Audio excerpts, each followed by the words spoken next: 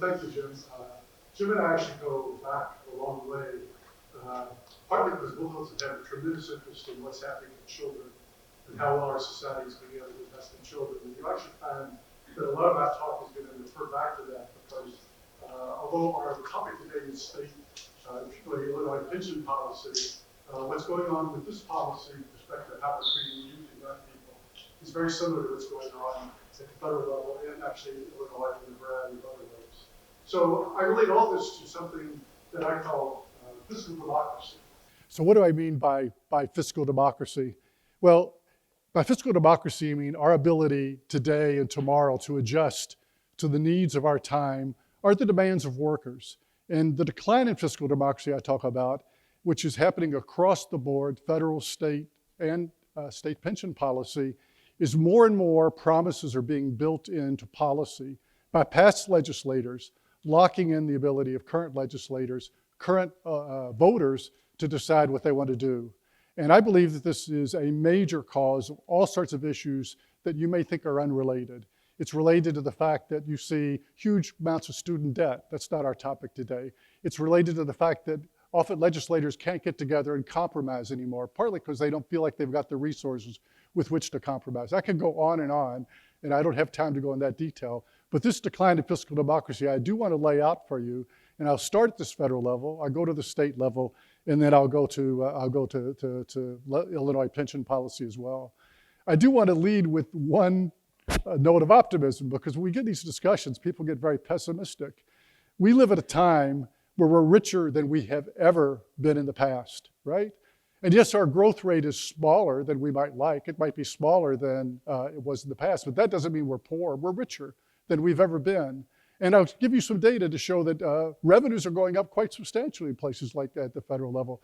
We just already pre-committed them. We could do a lot with this richer society. It's just we're standing with our backs to this ocean of possibilities that is in front of us.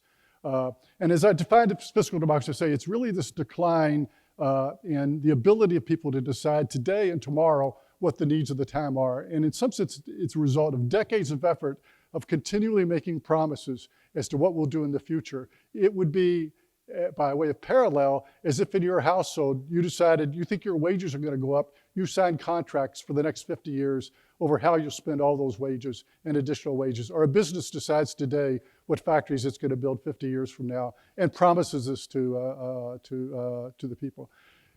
The point of this is also that the deficit, which we're going to focus a lot on in terms of the pension deficit, but we're talking about the pension deficit or the federal deficit. The purpose of policy is not to reduce its own deficit, right? Government doesn't exist to reduce its own deficit. That's a symptom of this much broader set of problems, and we'll get a little bit into some of the other problems it's caused. And if I have to lay out something very theoretically simple, but I think it's quite dynamic in explaining the difference today from the past. In the past, when you ran deficits in government, they were largely because the legislature or governor or president was profligate year after year after year. If they stopped being profligate, the problem would go away. And why? Well, on the left side of this chart, the left chart, you see that revenues tend to grow over time. That's with economic growth. Spending isn't pre-committed into the future, and so those revenues produce this surplus you have into the future. And the job of legislators in the past was largely to figure out how to spend that surplus. Now, they might give it back in the way of tax cuts, but revenues rose with the economy. Spending, for the most part, didn't because it was discretionary, and their job was to basically to spend these surpluses. We've now moved to a world, again, pension policy, state policy, federal policy, where the spending is automatically promised, it's in the law in many cases, to grow faster than the economy in many cases, and actually faster than revenues. And so what's the job of legislators? Well, the job of legislators and governors and presidents are now to renege on past promises, because the only way they can ever get some sort of balance or do anything new, much more, is actually to renege on this promise, raise taxes, which we the public don't like, or reduce spending that's already been promised, not new spending, but into the future. And it's this underlying dynamic that's affecting so much, as I say, of what you read about today. So there's many deadly consequences. On an economic front, You have a budget for a declining economy. I'll show this in a bit of data later. But basically, we're not investing in almost anything that you might think of as along the lines of mobility or opportunity. Yes, we have promised people, if you're a couple, close to 30 years of retirement. Yes, we do promise more health care, but a lot of that is not financing preventative care. It's not financing those types of things we might think of promoting opportunity. So it's not that it's all bad, but we've basically usurped the possibility of doing anything that's going to the future. And we have a great lack of flexibility to respond to new needs, so like responding to a new recession. And politically, it was really affecting our democratic institutions, because when the job of these policymakers is to renege on past promises, you're getting to see it again, this pension debate, right? A lot of the debates, well, whose promise do we renege on? Is it the taxpayer, where we're going to raise taxes to pay for these unfunded liabilities? Is it the teacher, where we're going to constantly give them lower salaries than we gave them in the past? On whom are we going to renege in terms of the promises they expect? So measuring this decline in fiscal democracy. So I'm going to quickly go to the federal level and then go back to the state level. At the federal level, if you go back to about the early 60s, about 65% of spending was discretionary, which means that it wasn't locked in. Today, it's close to zero. In fact, in the Great Recession, there was one year where mandatory spending, which is spending that's already obligated from past legislation, was so high that before that Congress walked in the doors of the Capitol, all revenues had already been committed before they even walked in. And anything they might appropriate for defense or the normal functions of government had to be financed out of a deficit. And it's continued to go down. And as a result, if we quickly look into the future, this is something that I recently got published in the Washington Post. You look into the future, you calculate where real revenue growth is going to go. It all goes for Social Security, health, and interest on the debt. I'm not saying Social Security is a bad thing. I think Social Security is one of the best programs we ever had. I'm not saying we shouldn't provide more health care, but I do think there are other things the government has to do, again, along the lines of mobility, opportunity, wage subsidies, if we care about those people. And those young people, you young people in the audience, you're promised a lot when you retire. So people retiring today get about $1 million in Social Security and Medicare benefits. You're promised about $2 million. In the meantime, by the way, we're going to impose huge amounts of student debt on you. We're going to not give you any help when you're trying to raise your family or children. We're not going to help subsidize your wages if you're a low-income wage earner. But don't worry, down the road, we're promising you a lot. So all the growth in government is going for those programs, as well as interest on the debt. So let's be bipartisan about it. We don't collect enough taxes to pay these bills for what we're doing. So net interest is basically adding to the deficit already. And that's before Congress does anything. So we took this issue of fiscal democracy at the federal level, and we recently got a study to examine what's going on at the state level, because we started hearing the same thing from state officials. So Arnold Schwarzenegger, the Terminator, argued way back in 2005, they said the way formulas now work at the state level, we never catch up. No matter how well we do, the current system is programmed to spend ever more. And your own Senator Heather Steens said, I don't think folks understand how limited you are in what you can cut. Everything you can cut, we already have. Now remember, they're talking about cutting, not relative to some current level. They're talking about cutting relative to some promise that's made into the future that often has growth built into it. But states, by the way, like the federal government, very seldom evaluate things on these lines. In fact, I can find no government at the federal, state, or local level that actually reports to the public where the real changes in spending are going, how they're allocated over time. They do report nominal numbers, and you can sort of derive what you want from that, but they don't report it basically to the public. And they don't reveal how much budget is pre-committed into the future relative to what might be promised. So here was an examination of 6 states. We examined the 5 largest states in Virginia. And as a researcher, I have to confess, the reason we did Virginia is because it was convenient. But the other 5 we picked because they were the largest. And this is the extent to which at the state level, we determined that spending was largely related to areas where there was something that was locked in. By locked in, I don't mean it's permanently locked in, but what I mean is that there's extra requirements, there's an extra pressure on the system to let the spending grow. That is, in the normal legislative process, you still have to get sort of a supermajority to pass spending, right? You got to get both houses of houses of the legislature to agree and the governor to agree to it. That's a type of supermajority. But then we add on all these extra rules, are restrictions, some of them constitutional, some of them driven by the legislature, and says, well, in this area, I don't want changes to be done just through the normal budget process. I don't want a level playing field in terms of making the decision. So Medicaid puts a lot of pressure on, because if you want to get the federal money, you have a strong incentive to spend money on Medicaid. We're talking about pensions. We're not talking too much, unless Carol or somebody has the data, but other employee benefits is actually another big issue at the state level. They throw people in jail, that has certain spending obligations, right, over time. You have a lot of other dedicated spending. You have TANF is the welfare program that replaced the aid to families with dependent children. That has all sorts of maintenance of effort restrictions by the government. Of course, you've got to pay off your debt. You've got formula-driven K-12 education, which I'll show you in a minute is not that big in Illinois in terms of the formula actually requiring you to spend it. You've got dedicated transportation funds, so on and so forth. So we said, let's look out from 2015 to 2000. Let's just see where the growth in spending has been and how it relates to these areas we defined as being restricted. And what we found is that for a lot of states, it was close to 100%. So of the spending growth over 15 years that these states incurred, most of the spending all occurred in these areas that were restricted, leaving little flexibility in other areas. And this is a good place to note it. One of the areas that's most hard hit is higher education, right? Higher education has really been taking it on the chin for a number of years because it doesn't have any of these extra restrictions applied to it. If you want to know what's going on in Illinois specifically, there's basically 4 areas that totally dominate in terms of where all the growth from 2000 to 2015 occurred. 42% occurred in Medicaid. Again, I'm all in favor of healthcare and healthcare for everybody, but there are things we do in Medicaid that, including paying, even in Medicaid levels, a fairly high compensation to different providers. We haven't got cost under control. 16% goes to debt service, 29% to growth. This is growth in spending. Growth in spending, in terms of the share of the growth in revenues, goes to pensions and other employee benefits, and 16% is actually other federal spending that restricts it. So the state has, this is over 100%, the state of Illinois finds itself bound in large ways by these areas, allocating money mainly where these restrictions are in place. So let's now turn to state pension policy.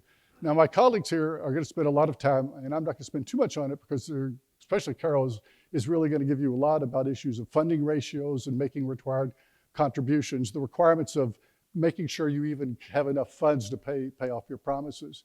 But again, as I pointed out in the beginning, the purpose of policy is not to reduce its own deficit. The purpose of pension reform shouldn't be just to reduce the deficit, right? It's got to have some other purpose. So at Urban Institute, we did some analyses trying to find how well pension policy in various states met other requirements, like rewarding and attracting the best young workers, promoting a dynamic workforce, encouraging work at older ages, which is actually a big issue going into the future because with the decline in the birth rate, we have a much greater need for older workers. Retirement income for short-term employees, this is called pension policy, right? We probably should care about the retirement income of short and long-term employees. And again, I think Carol's might speak a little bit to this. So we rated Illinois pension plans. We actually rated over 100 state and local pension plans across the country by these criteria. And what you'll see there are a lot of D's and F's, that most state pension policies fail on most of these fronts. The one area where they usually come out ahead is they do protect long-term workers, but they don't protect a lot of short-term workers, and they don't meet a lot of these other criteria. And to see, just on the funding area, just to see where Illinois sits, these are like 4 different estimates of Illinois' situation. Illinois is the worst of all the states that we examined by almost any measure in terms of its meeting its funding requirements. Yes, that's right. That's right. In fact, my point here is I agree.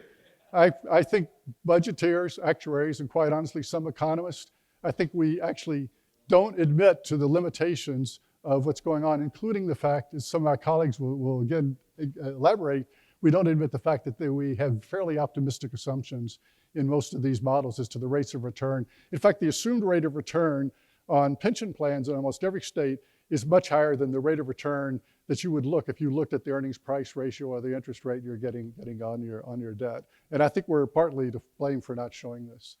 But I just want to go through the last couple of slides, just a few of the areas where that go beyond funding ratio. So what this shows you, there's three bars here. This is for tier 1 employees in the the state teachers plans in terms of 25-year-old hires, what they could expect in terms of benefits over time as they work. So here's their contributions, the bottom line.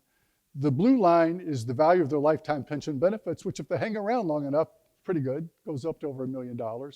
A lot of them don't get Social Security, by the way, which offsets that. And here in the the bottom line is the refunded contributions. They get refunded. Here's their contributions, and here's their benefits. You can see until even in the old system, if you weren't in the system for more than about 15 years, the actuaries assume that they're going to get a higher return on your contributions than they're going to give to you. So young workers, even if they leave after 10 or 15 years, are going to be worse off, or they're going to get negative employer benefits.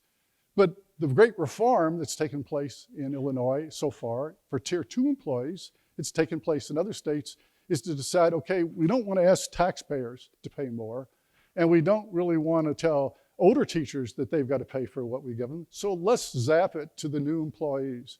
And so what you see here is the value of employee contributions now under the actuarial assumptions, going up over time. Here's what they would get refunded if they leave within 15, 20 years. Here's what they get if they hang around after 20 years. You see, you have to stay around under the actuarial assumptions over 30 years to come out ahead under those assumptions.